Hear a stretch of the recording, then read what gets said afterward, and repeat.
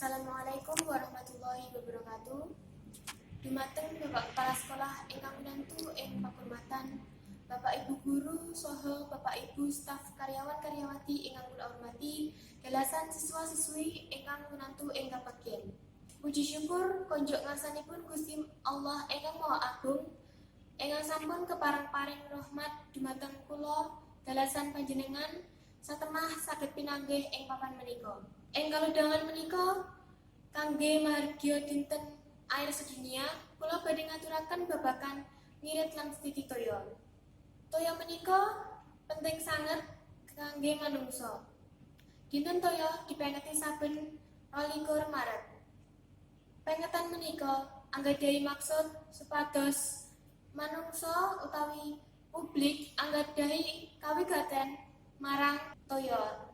Kula ngaturaken babagan menika amargi wonten wekdal sakmenika kathah manungsa ingkang boten jagi toya. Misalipun buah-buahan wonten lepen, nebangi wit-witan lan sapiturute.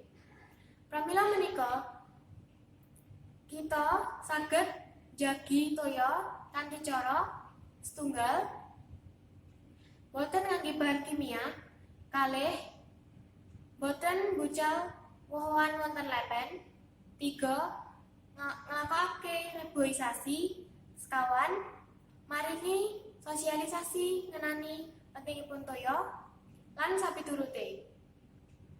Kanthi nindakaken cara ingkang kados mekaten, mugi-mugi saged dados salah satunggaling pambudidaya kanggo ngirit lan setiti toya.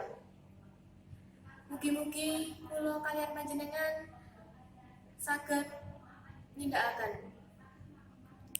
Bapak Ibu ingkang kula hormati, dalasan siswa-siswi ingkang pinantuk ing kabagyan.